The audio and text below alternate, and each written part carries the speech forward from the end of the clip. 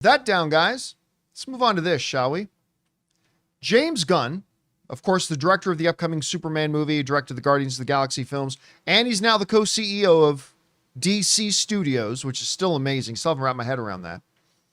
He's been dropping hints lately, a number of times. We've talked about it on the show, that we could be seeing Guardians of the Galaxy cast members coming on over and joining the DCU as well. The latest kind of hint just came in an interview, or not an interview, but an interaction he was having on social media. So Deadline headlines, James Gunn hints more Guardians of the Galaxy stars will soon join the DCU.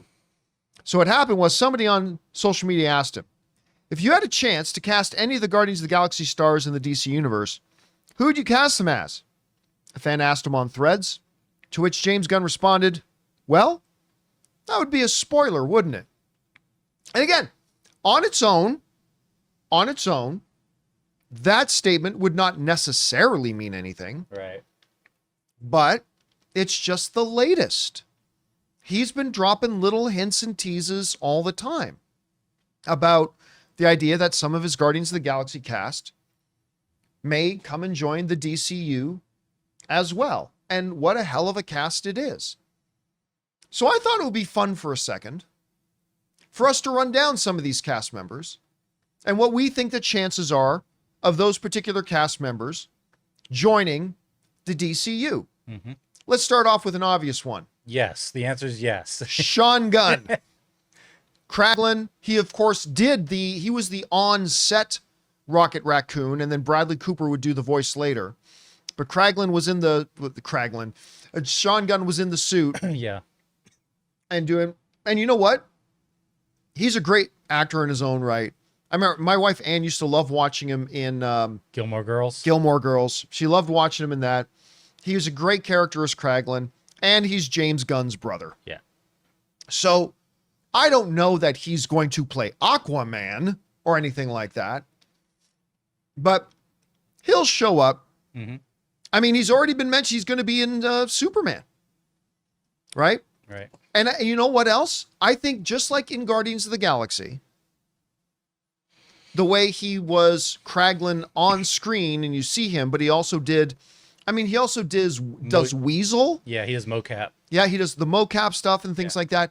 I think not only will we see him in Superman, we're also going to see him do other things there as well. Because again, he's already Weasel, and I think he'll be even more things as time goes on. So obviously getting the big obvious one out of the way since he's already cast in there, Sean Gunn.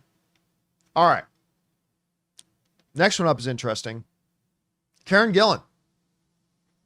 I love her as Nebula. And I love, in a movie that had big, huge personalities, in those Jumanji movies, right? We got Dwayne "The Rock" Johnson, Kevin Hart, Jack Black. She really stood out. And she even had that little action film. What was it called? Like Gun Milkshake or Bazooka Gun, whatever it was called. Vanilla or something like that. Milkshake. Not a great movie, to be honest with you. Not a great movie at all. But she was great in it. She was really, really good in it.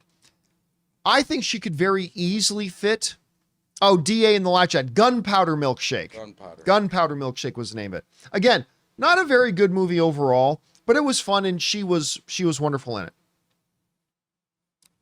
I think she could easily fit into the DCU. Whether she would be like a huntress or hell, I could even see her as a Catwoman sort of thing. I'm not saying she's going to do that. Now, I don't think the possibility and the chances of her joining are as high as the other cast members. So I'll say it's unlikely, but if she did, I could see a lot of places that she could fit in. Lana. What's that? Lana, Superman's original. Yeah, maybe. Although I don't know that they're going to do Lana in this thing. I mean, he's already in Metropolis. He's already with Lois Lane. But I mean, there's a lot of members of the Bat family that she could play. So a lot of possibilities there. All right. Next one. Somebody who's worked with James Gunn for years and years. I'm your daddy, boy. I'm your dad. I'm Mary Poppins, y'all. Mary Poppins, y'all. Yondu. Michael Rooker. listen, I will go so far as to say, not as certain as Sean Gunn, because Sean Gunn's already in it. It's 100%. Michael Rooker and James Gunn, he just works on almost every project that James Gunn works on to some degree or another. And you know what? I mean, he can't, they've already cast it. Damn, he would have made a good Perry White. I think he would have made a great Perry White. Oh, yeah. But there's a lot of other characters he could play as well. Just the relation. Again, I'm not necessarily think he's going to pop up in Brave and the Bold or in a movie in the next 2 to 3 years. But at some point, Michael Rooker will be in the DCU because it's James Gunn and they absolutely love working together. Oh, and somebody in the live chat reminded me he was in the Suicide Squad movie already. Yes. Right, which was technically not part of the DCU Right. per se. But I mean, they'll find a place for him. They'll 100% find a place for him. Yeah. All right. Let's go on to the next one here. Next person up. Big Daddy Pratt. The Big Daddy Pratt. Chris Pratt. Now, you guys remember about 2 weeks ago, we covered a story where Chris Pratt actually directly answered a question about, would you join the DCU? And he said, absolutely. He said, the right role for me. I love working with James. And obviously they have a very, very tight relationship. He said, I would absolutely do it. It seems to me like a bit of a no-brainer. Now, some people might pull out the facts. Like, wait a minute, John. The end of Guardians of the Galaxy 3 said Star-Lord will return. So he's still going to be doing Marvel movies. Oh, well. Yes, but guys, people always forget this. This is the movies. This isn't professional sports. And the studio system's over. Yeah, it's not like Shohei Ohtani. Well, wait a minute. Shohei Ohtani can't go and bat for the Yankees next week. He's on the LA Dodgers. Yeah. Of course. But that's not how it works in movies. Just because Chris Pratt is doing MCU films does not preclude him from working with any other studio doing any other movie whenever he wants, as long as his schedule's open. And his schedule is pretty full. A lot of people have mentioned a possibility of a Booster Gold. That's like the go-to for sure. Yeah, I mean, that to me seems like the no-brainer one. But there's also a lot of other different roles he could play. Again, G-Man in the live chat, Plastic Man. Mm-hmm. They got to get somebody good for Plastic Man. Although Chris Carr has a great pick for Plastic Man. Voice of Sonic. John Ralphio. Ben Schwartz, not Jason Schwartz. Ben Schwartz, you're right. Ben Schwartz, yeah. She likes Ben Schwartz. I kind of like Chris Pratt, but I go there's a 50-50 chance. 50-50 chance that Chris Pratt ends up being in the DCU. All right. Let's move on to Mantis, shall we? Pom Klementieff, who's also like cooked it up in the latest Mission Impossible movie. She was great in that film. And she's also got that new comedy coming out with Dave Bautista where they're trying to kill each other. It's like, oh no, Drax and Nebula are trying to kill each other. Or not Drax and Mantis are trying to kill each other. But again, she is another one that talks all the time about how much she loves, respects, almost idolizes James Gunn. She's just getting hotter in the business right now, especially with the success she had with Mission Impossible. I think she's going to be really good coming up. Now, a lot of people are throwing out names already in the live chat. Mercy Graves is one I've heard a lot. Talia Al Ghul would be a neat one. Some people could see her as a Harley. I could totally see her as a Harley Quinn. Lady Shiva, Huntress. I mean, there's a lot of possibilities. I don't see her as Wonder Woman. I see a few people writing in Wonder Woman. I don't see her as a Wonder Woman, but there's a lot of different places there. I'll say a 30% chance. 30% chance. I think we see her pop up in the DCU at some point. All right. Guys, we want to take a second to thank a sponsor of today's episode, Miracle Made. Guys, it's hot outside and your nighttime bedroom temperature has a huge impact on your sleep quality. So if you wake up too hot or too cold, I highly recommend you check out Miracle Made's bed sheets. Miracle Made sheets are inspired by NASA and use silver-infused fabrics that are temperature regulating so you can sleep at the perfect temperature all night long. There are just so many things that make these sheets so fantastic. We already mentioned the self-cooling properties for better quality sleep, but they're also self-cleaning. These sheets are infused with silver that prevent up to 99.7% of bacterial growth, leaving them to stay cleaner and fresh 3 times longer than other sheets. No more gross odors. So go to trymiracle.com/Campea. That's TRYMIRACLE.com/Campea to try Miracle Made sheets today. And whether you're buying them for yourself or as a gift for a loved one, if you order today, you can save over 40%. And if you use our promo code Campea at checkout, you'll get 3 free towels and save an extra 20%. Miracle is so confident in their product, it's backed with a 30-day money-back guarantee. So if you aren't 100% satisfied, you'll get a full refund. So upgrade your sleep with Miracle Made. Go to trymiracle.com/Campea and use the code Campea to claim your free 3-piece towel set and save over 40% off. Again, that's trymiracle.com/Campea to treat yourself. Thank you, Miracle Made, for sponsoring this episode. Let's move on to the guy who maybe loves James Gunn more than anybody else, Dave Bautista. You want to know how much Dave Bautista loves James Gunn? Back when, this is now going back years, but back when James Gunn got fired from Marvel, when like a decade-old tweet came up, Dave Bautista, whereas all the members of the Guardians of the Galaxy, all the cast of the Guardians of the Galaxy came out and supported James Gunn, Dave Bautista was the most militant. He was basically F you Disney. I'm done with you. You're not working with James, you're not working with me. That sort of attitude. Right? And for a guy who's not exactly an A-lister in the business, that's a ballsy thing to do. That's burning some bridges right there. But that's how much he had James Gunn's back. Now, Dave Bautista already made it public. Remember, this was last year, that he wanted to play Bane. But apparently, according to him, that fell through. Well, looking at the slate, I would say he would make a great Swamp Thing. Oh, he'd be pretty cool as Swamp Thing. Looking at the slate, if we're talking about Phase 1, Swamp Thing's listed in that the James Gunn slate. Yeah, again, I don't know if it's going to take 3, 4, 5 years to get to it, but he could be good in that. But listen, there's a lot. Look, I've said this for a long time. I think Dave Bautista, this is the name I always go to, KG Beast. I think Dave Bautista would be a killer KG Beast. Now, there's a lot of different places for him in there too. So this is another one that I think is a coin. Obviously, it won't be as Bane, but I think this is a coin toss. I think there's a solid 50-50 chance that we'll see him pop up in the DCU.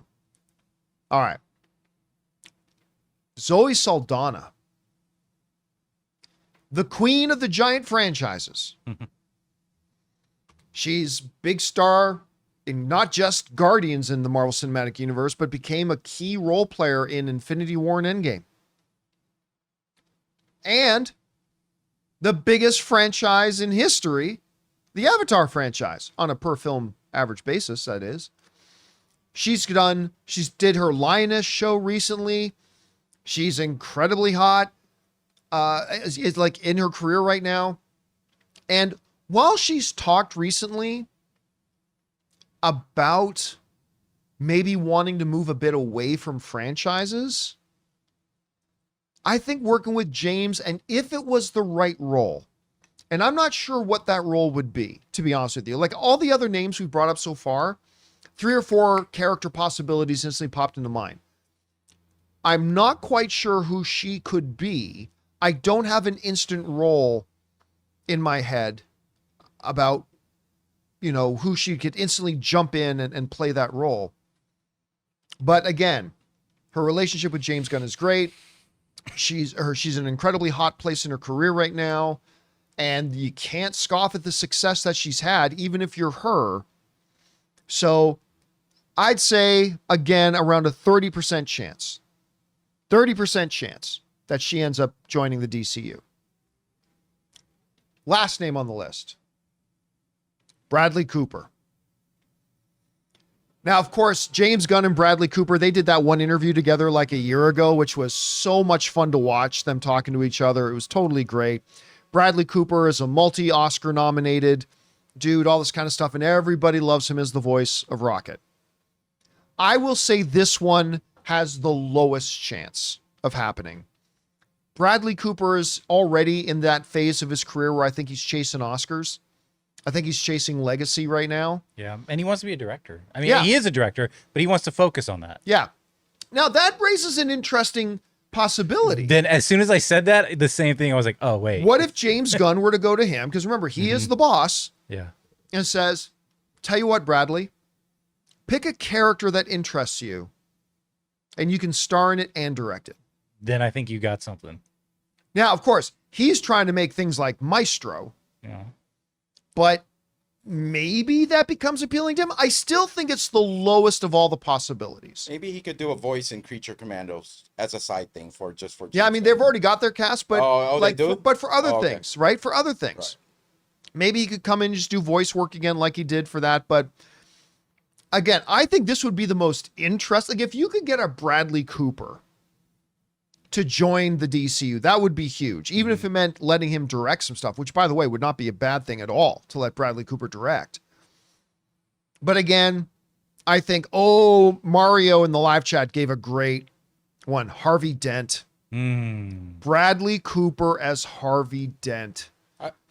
That you do a Two-Face standalone film and let him direct that could be pretty fun. I also find it interesting, the cast, to see which one of them will actually get a lead role, like be the star of the film, Versus just like versus a part of a team or something Yeah. like that. Right. I believe all these actors on this list can lead a movie, like with the right character.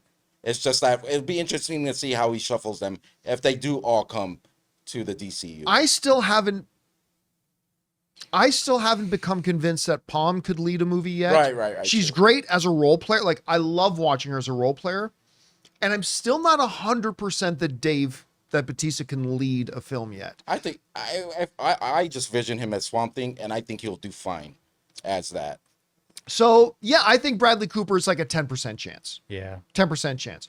So obviously Sean Gunn, because he's already cast, but I think he'll be even more there. I think Chris Pratt is a pretty decent possibility. Dave Bautista is an interesting possibility. Michael Rooker, I think, is a 100% thing that they'll find more places for him in there. Anyway, that's kind of how I see it, guys. Now, some people are saying, John, what about Vin Diesel? I'm not going to, I feel bad saying it. I'm not going to count Vin Diesel as a member of the cast of Guardians of the Galaxy when literally all you had to do is go into a sound booth and say, I am Groot.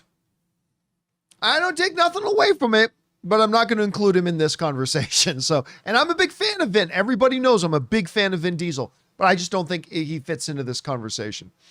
Anyway, guys, the question is for you. What do you think about this? Who would you say are the 2 or 3 most likely, taking Sean Gunn out of it, are the most likely Guardians of the Galaxy cast who you could see popping up in the DCU? Whatever you guys think, jump down to the comment section below and let us know your thoughts. Hey guys, thanks so much for watching this video. Make sure you like the video, leave a comment, and subscribe to our channel. And don't forget, we have a daily podcast called the John Campea Show podcast, available on Apple Podcasts, Spotify, or your favorite podcasting app of choice. Go and subscribe to it today so it'll be there when you need it.